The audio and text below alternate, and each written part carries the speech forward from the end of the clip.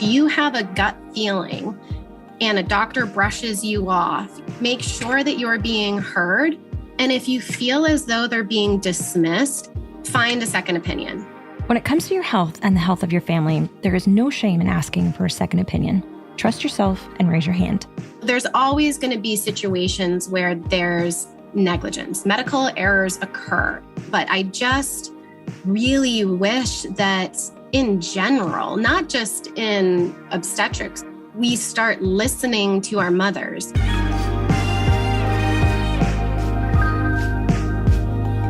According to a recent survey, only 19% of managing partners in U.S. law firms are female. We would like to see that change. Hello, and welcome to LawHer, the show where we celebrate the trailblazing attorneys and entrepreneurs who are changing the game for women in the legal field.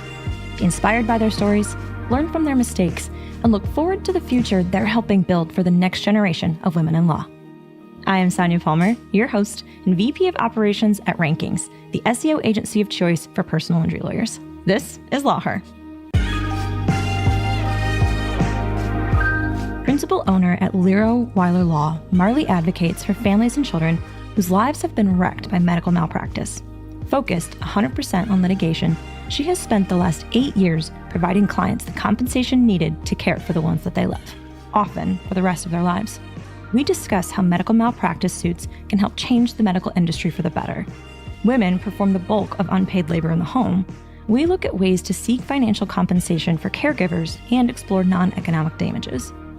We open the conversation to gender bias and med-mal, pumping while in court, and how to recalibrate from the daily trauma of litigation. As a child in a small town, Marlie was presented with typical career paths like lawyer or doctor. Her desire to help others combined with an ability to speak publicly made law school an appealing career choice.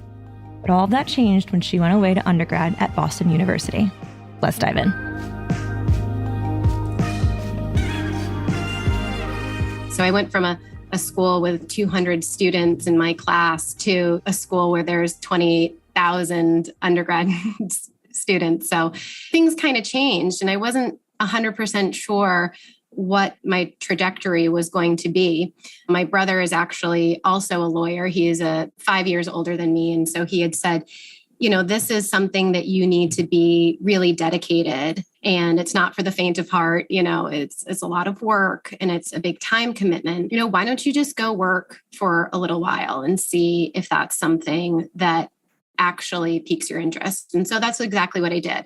I went and I worked at a law firm. I started as a legal assistant, and then I moved up to paralegal status, and I worked for 2 years. And that's really what solidified for me, this is what I want to do. It was a personal injury firm, and I just saw the outcomes and how you can actually make a difference in somebody's life.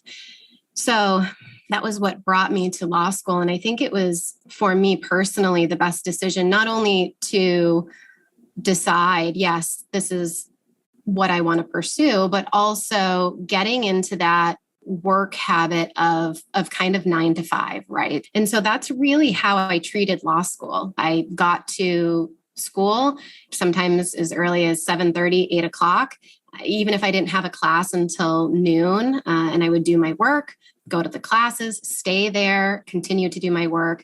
And then I would be home by 6, and maybe I have to do a little bit more reading, but that was pretty much it. I feel like we ask a lot of high school graduates, you're 18, now choose a career that you're going to have for the rest of your life.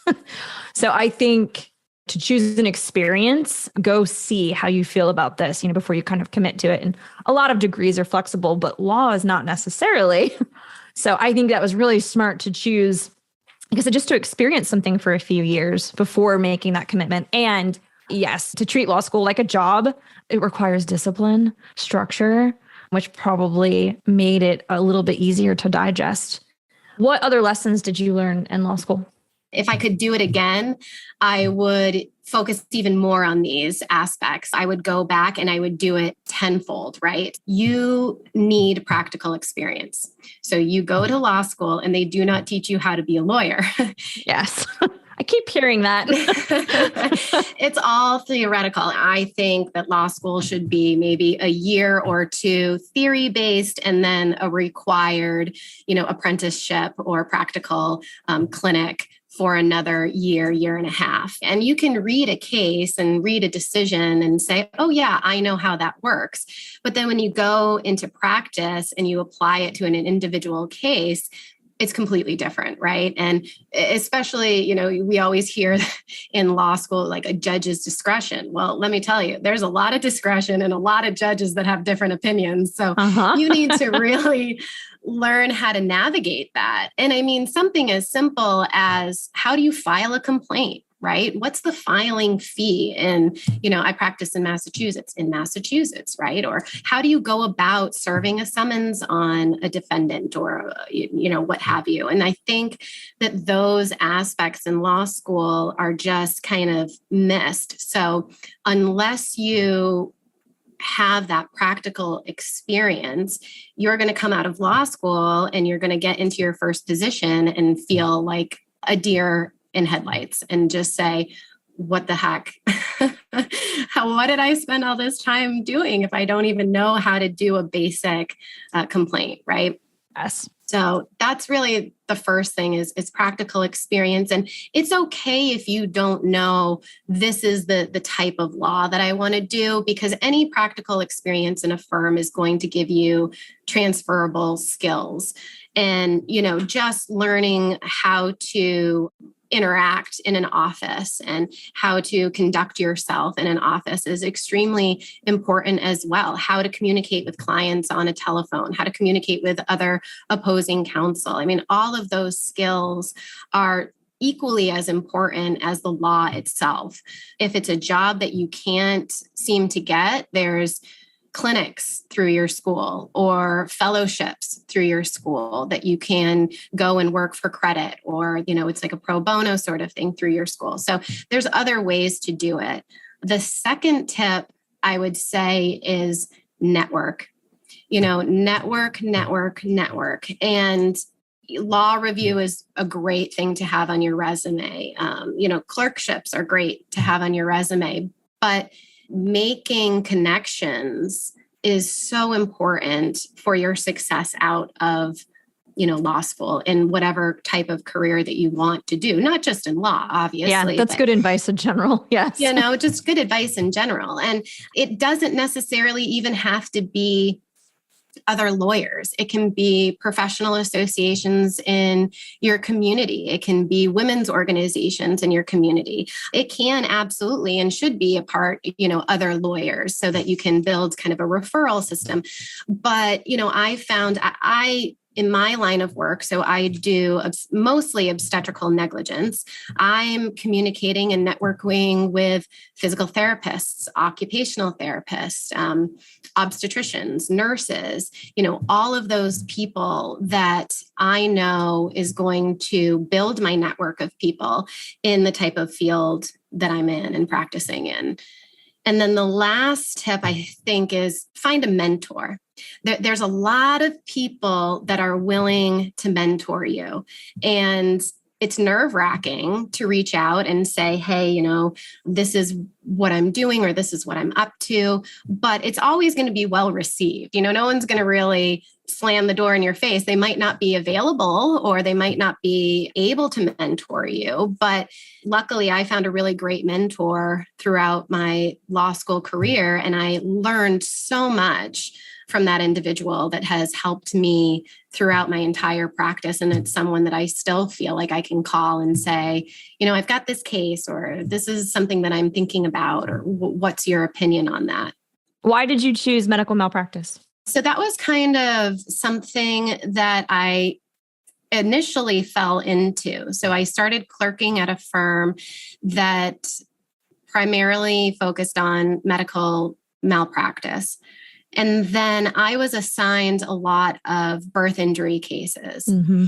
And I worked heavily on those cases after I clerked for them while I was in law school. And then after I passed the bar, I was offered a position there. And so I started as an associate at this firm.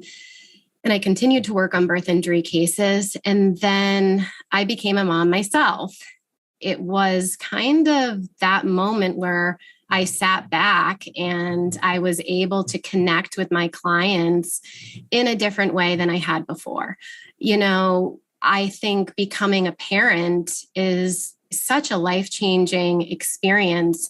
Your brain becomes wired in a different way, right? You see the world in a completely different lens within a matter of moments. I think that that's one of the most amazing things is you go in one person, you leave a completely different person. And to be able to help someone when that first moment of becoming a parent is so traumatic, when becoming a parent is the best and sometimes the worst day of your life, right? Because it's been such a traumatic experience. Either you yourself as the mother have become permanently injured or your child. And that is just an absolutely devastating thing to go through. What I found as a mother myself and as women, we put so much pressure on ourselves to protect our children. I think as a mom, the moment you become pregnant, that's the instinctual, I need to protect this individual, right? This baby. And so when the birth happens and your child gets injured, we automatically feel like the first step of parenthood, I've failed, right? I have failed to protect my child. And the first thing that I always say to my clients is, this is not your fault, right? This is not your fault. You cannot put blame on yourself for this, even though as women and as mothers and as parents, we do that because we want to do everything within our power to protect our children. Yes. And they're so vulnerable in those moments. So I think it's an incredibly noble thing. And yes, I think it's difficult to not empathize or be concerned about those things, but then to understand it by being a mom. So yeah. Yes. I also found that, there's a lack of kind of women in this space as far as me being a civil litigator, number one, and number two, being a civil litigator in medical malpractice cases. You're 3 to 4 times more likely in civil lawsuits to begin with to have the lead counsel be male. But then we add on this medical malpractice statistics, and it's older, gray-haired white men. That's who you typically see in the courtrooms on these matters. And I think when it comes to birth injury, I feel very comfortable talking about birth and being that voice for my clients in front of a jury because I'm a mom and I've done that, right? I've been pregnant, I've birthed children, and I have a different perspective and a unique perspective that some of my opposing counsel, they don't have. And I feel very strongly and comfortable talking about that. And so that's always something that I say to my clients. I can relate to you and I can be your voice in describing what it is that you've gone through to the jury, which is ultimately what our role as trial lawyers are, right? My role as a trial lawyer is to be able to tell my client's story in a way to this jury so that they understand what occurred and what it is that they can do to rectify this situation. As a mother, Marlie is positioned to represent her clients with empathy that comes from the shared experience of parenthood. She recently opened her own practice, and here she walks us through that journey.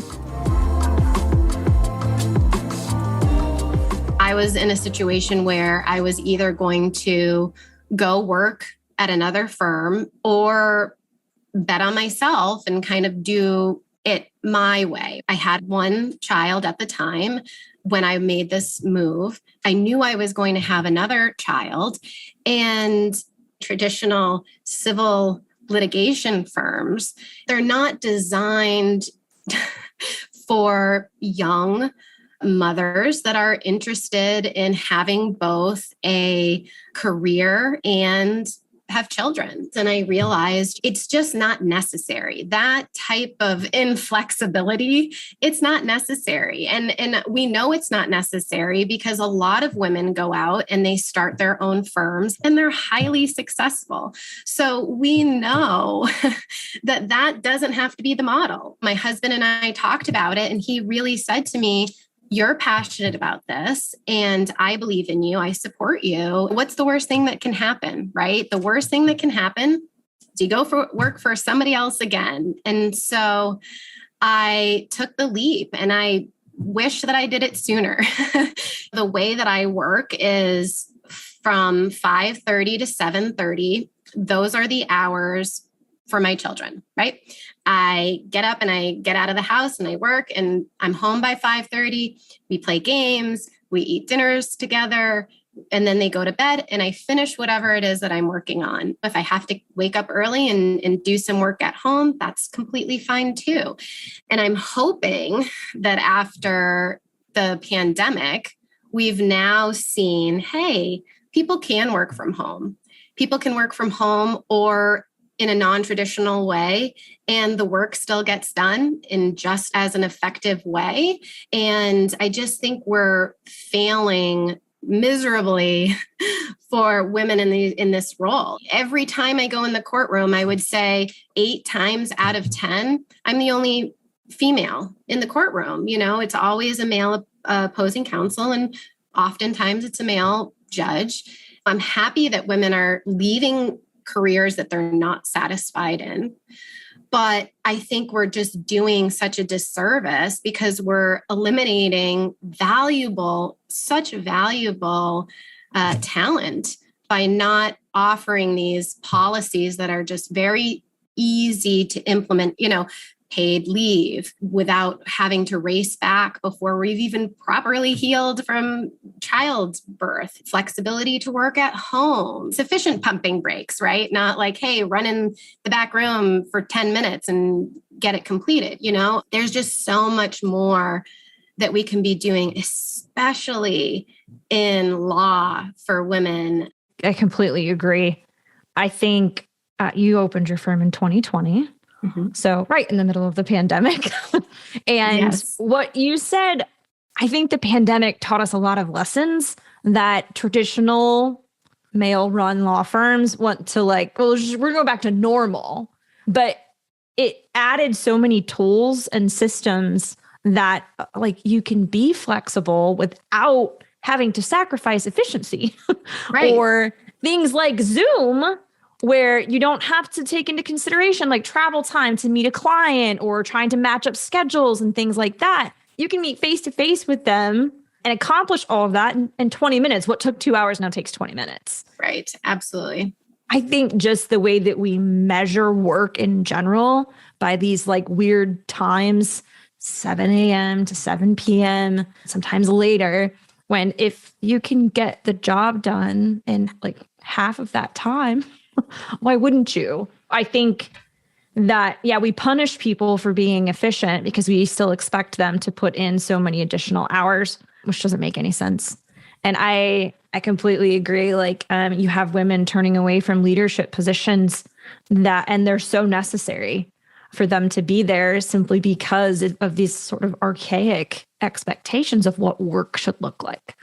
I'm hopeful we're rounding a corner. The other thing that I will say about doing my own thing is that I've been able to speak up and ask for accommodations. I think that sometimes when we're in a political firm or a firm that feels political, we get discouraged by, asserting ourselves or saying, oh, I need this, or can I have that? But I have found that, if you do ask, sometimes that's all that needed to be done. They didn't think of it or they didn't, realize it. And some people are more comfortable asking for those accommodations than not. But my daughter was 5 months old when I tried my first case after she was born.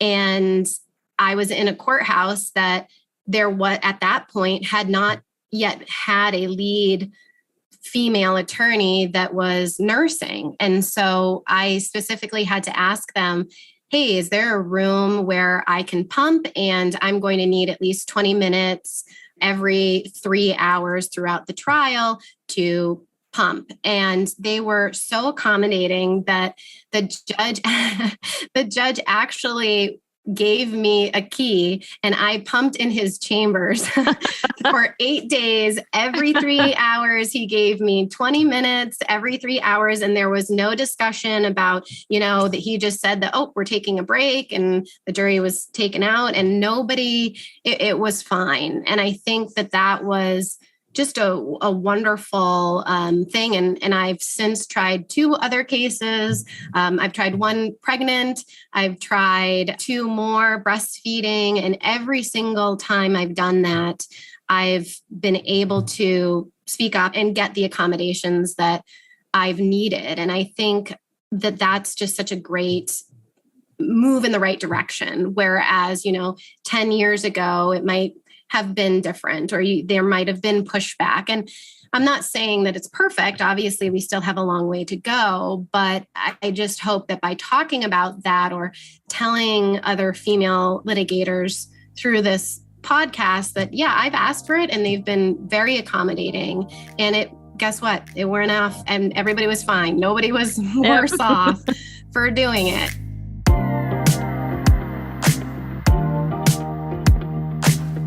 Maternal morbidity remains inexcusably high in the United States. A 2018 report from the Commonwealth Fund notes that among 11 high-income countries, American women have the greatest risk of dying from pregnancy complications. I asked Marlie how she sees gender bias playing out in the cases that she represents.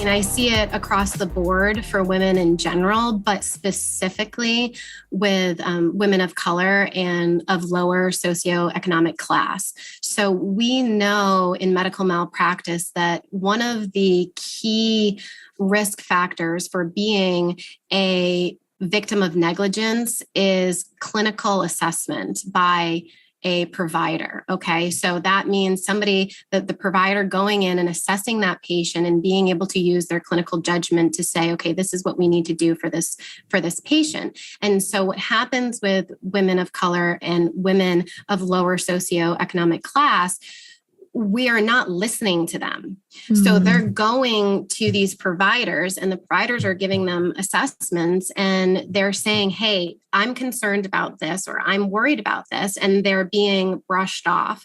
So there's a lack of communication and really just listening.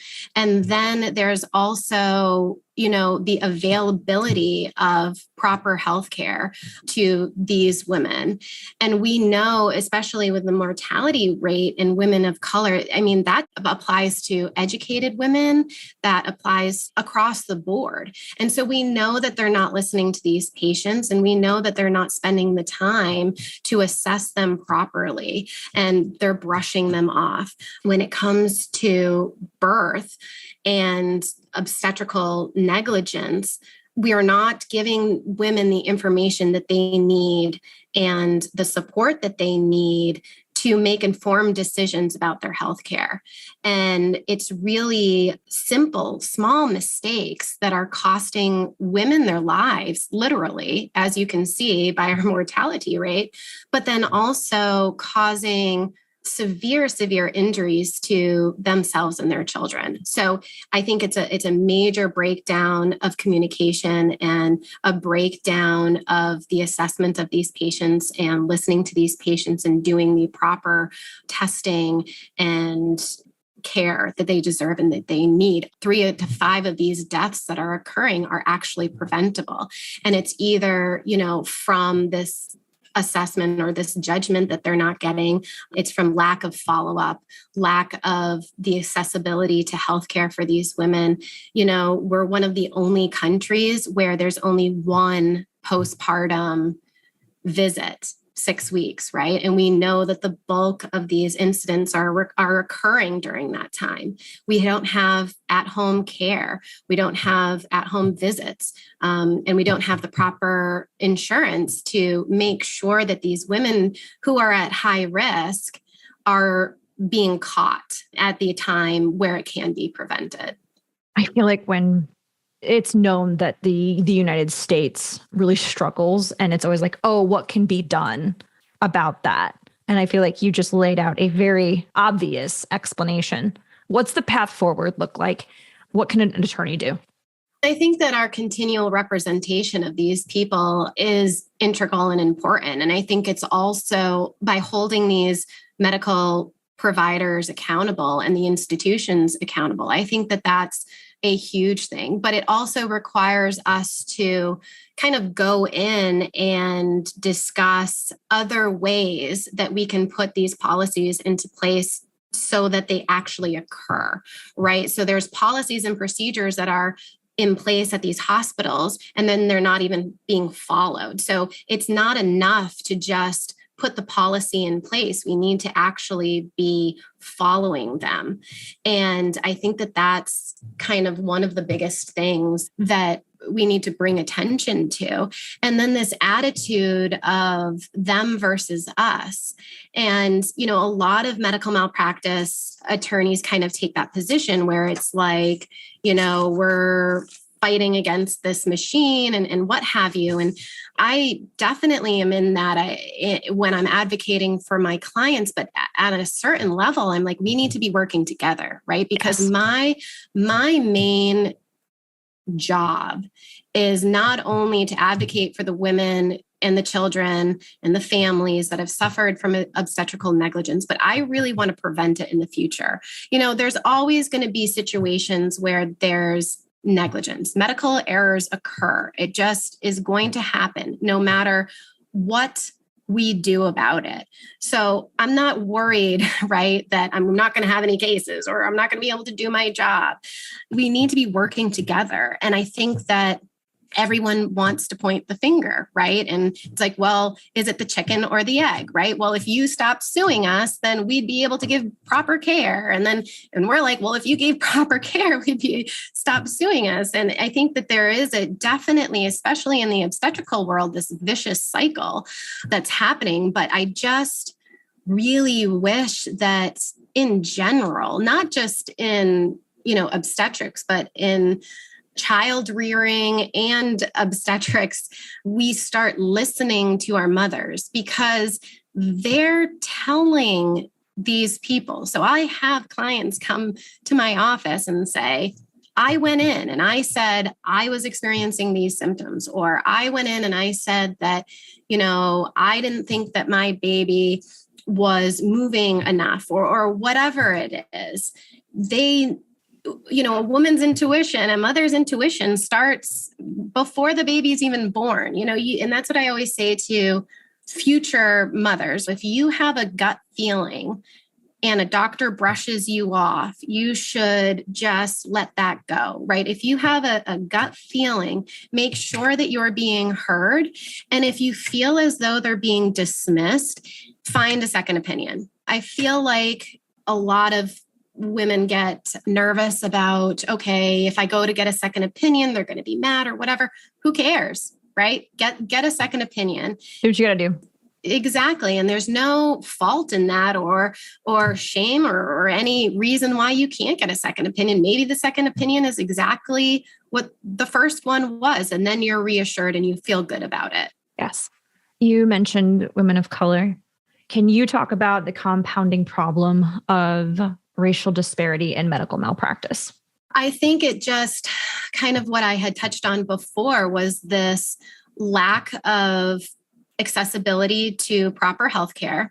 Number one, it's not listening to them when they're literally telling these providers, this is what's going on. The systemic racism in the medical world that's even unconscious, right? I'm not even saying that these providers are doing it, but I did a really interesting kind of study where I was talking to lawyers and students, and I had, 7 obstetrical textbooks in front of me. So I had, 3 obstetrical textbooks, then I had neurology books, and I said, flip through these pages and tell me if any of the medical illustrations are people of color. Not one.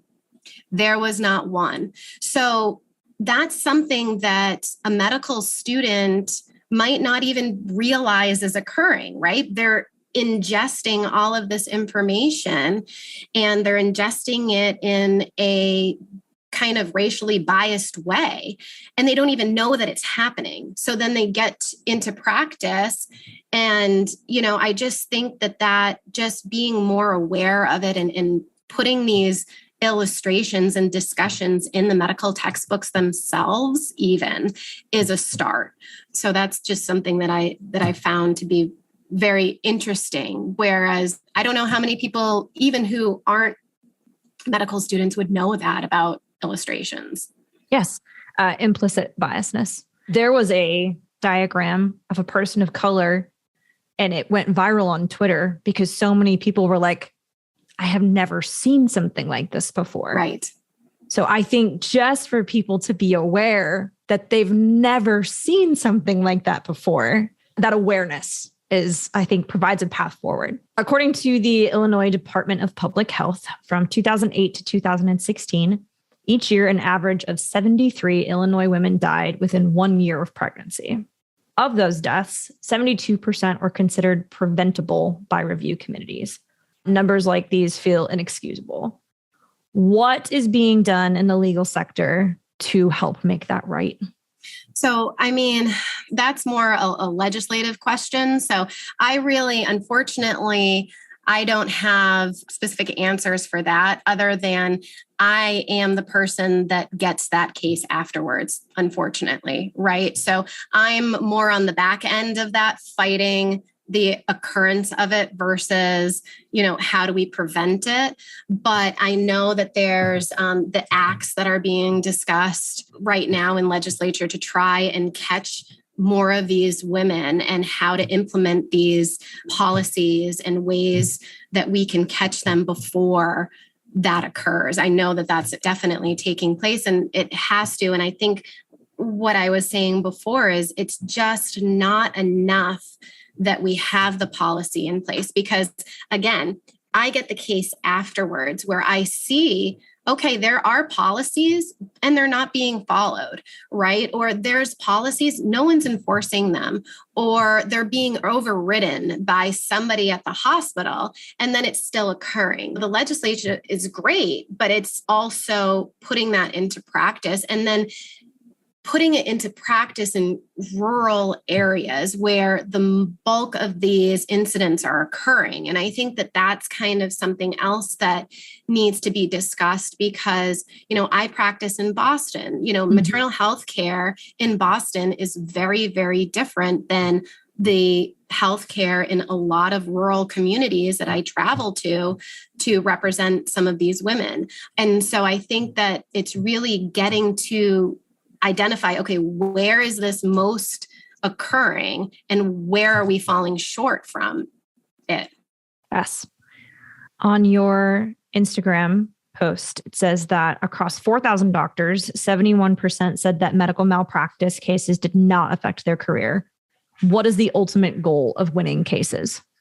So the ultimate goal for me, for any of my clients, is providing them with the compensation that they need to be able to get the care that they are going to have through the remainder of their life, and then for the pain and suffering that they've endured. And it's a horrible way to look at it, right? Because we essentially have to monetize this. And it's a horrible way to look at it from my client's perspective, because there's no amount of money that would make these individuals whole again. It just isn't going to happen.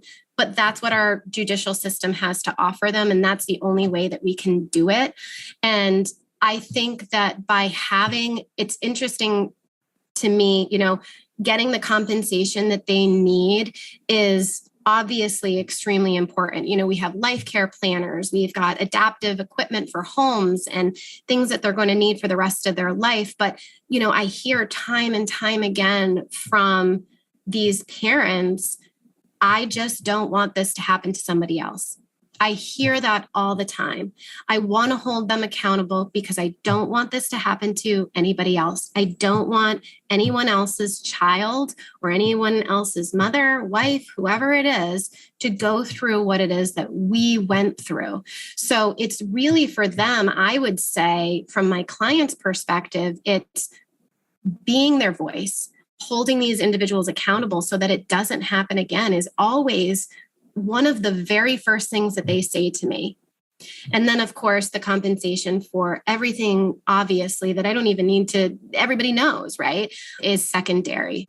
I think what we're kind of circling is, can med mal cases change the way that medicine is practiced? You talked about being like on the back end, you're the result of this, but if you're good enough at your job and these things are thorough, can that influence the way medicine's practiced?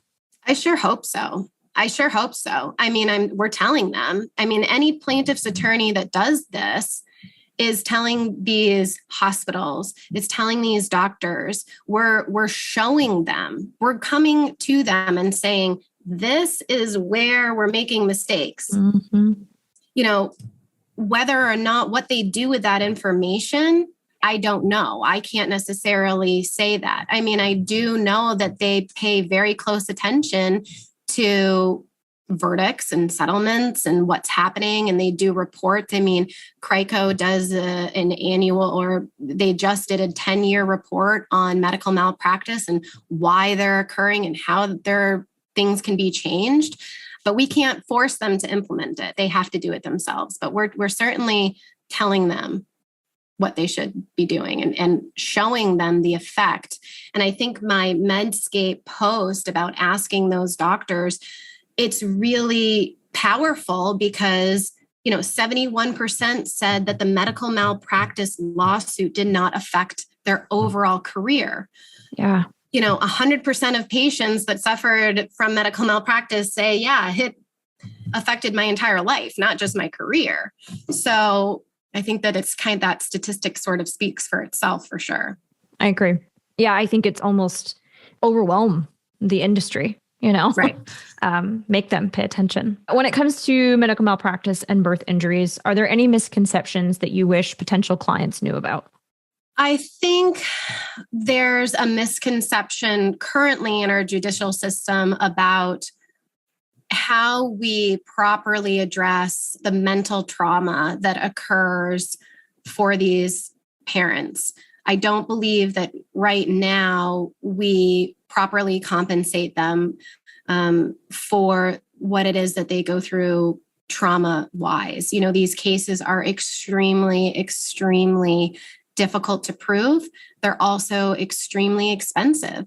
And so, unless there's substantial and significant physical damage, it's very difficult for me to take a case and where families have undergone extreme mental distress and mental trauma and say to them, we're going to have a hard time proving your case, or we're going to have a hard time bringing this case forward. And I think that breaks my heart, because in a lot of these situations, it's really, a lot of this is mental. It's the mental trauma that they've undergone is sometimes more difficult than recovering from the physical trauma or being able to adapt with the physical trauma. It's this mental, reliving of what occurred on a daily basis, the anxiety, the stress, the everything that comes along with that.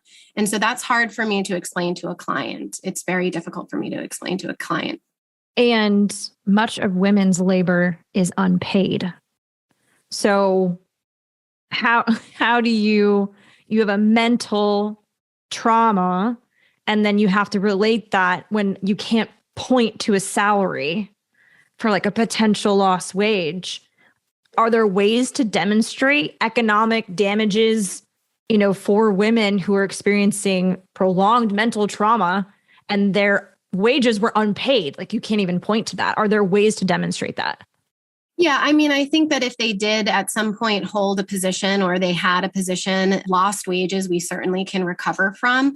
And then there is, there are certain states that allow us to bring claims for the mental stress and loss of consortium for a child's injury.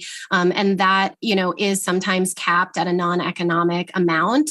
But I think that if we have the evidence that this has caused significant, mental trauma in a family's life, I think that that's a jury understands what that's going to look like, and they're going to be able to compensate them for that appropriately if they find that it was due to the negligence. Yes. What non-economic damages can be recovered? So, you've got lost wages, you have future medical bills, you have past medical bills, you have life care plans, you have vocational experts, which will come and say the future employability of this individual or this child, what that's going to look like. And then we have economic experts that come in and they put dollar values on that number for the next however many years, right? So we know that this is a permanent injury. We know that this injury is going to go throughout the span of this individual's life. So if that's X amount every year through this life care plan, that we know they're going to need physical therapies, occupational therapies, adaptive equipment, medical surgeries. I mean, the list goes on, right? Everything you can possibly imagine. A lot of families need new homes if they have a child that has suffered severe brain damage as a result of their delivery. They need homes that are accessible, and they need vehicles that are accessible. They need to get their child to appointments. So it's, where do they live? How long of a trip is it to the closest clinic that can treat them for this specific injury, right? All of those go into non-economic damages. And then again, once we have all of those in this life care plan, we have all of those through experts that come in and testify that this medical treatment is going to be necessary and appropriate, then the economist says, okay, that's what this is worth throughout their entire life. Okay. Wow. It's incredible. It's definitely a process, which is why it's so important. These are very complex cases, and they can take, I think the other thing you had asked me about potential clients and what I can tell them about medical malpractice cases in general is that, these cases can take years, just because there's so much that goes into them. And there's so much work on the back end with experts where, a client, they won't even really have too much to do with that. So there'll be, a year of expert work, and they're like, are you even working on the case? And yes, it can take a very long time for these to start and then resolve. That's frustrating too. When I, meet a child client that's months old, and then by the time we resolve the case, it's a 4-year-old and they're getting ready to go off to kindergarten. One of the best things I think for me is when I get a photograph from a client and, the child's off to high school or, has made this other milestone, and I see them and I think, wow, it's just amazing to me, not only the resilience of these children, but their families. Yes. And you spend a lot of time with them. You said years, you see them as little babies, and then, send them off to kindergarten. So fighting for parents and children on a daily basis is exhausting, and you're a mom.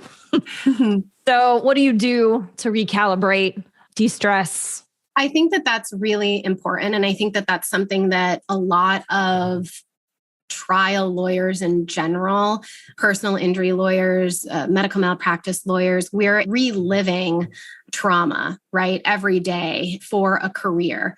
And so we're subjected to these micro traumas, and it affects us. Absolutely.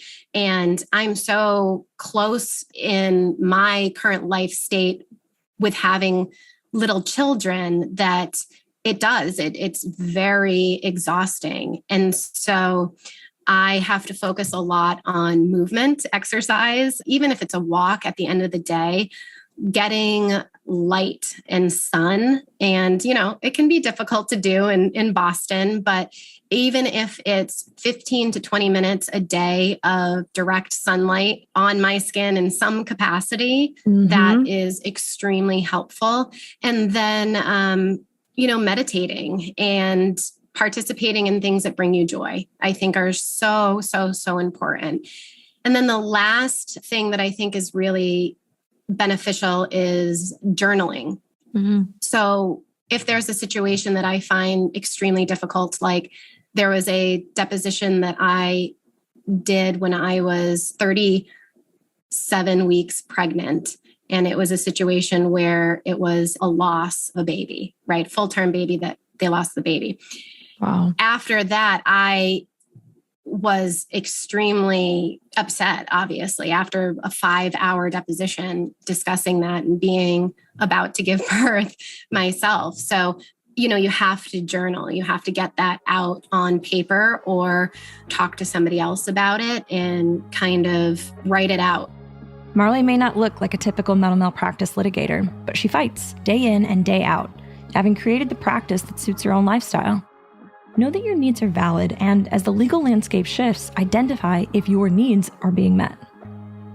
Are there places where you can make changes to better fit your life and still be a tenacious advocate?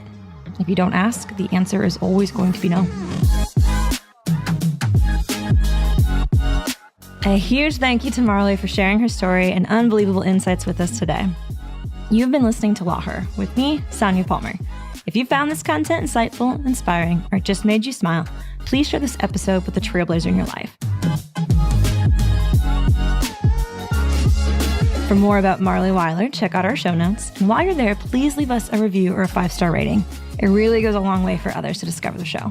And I will see you next week on LawHer, where we'll shed light on how another of the brightest and boldest women in the legal industry climbed to the top of her field.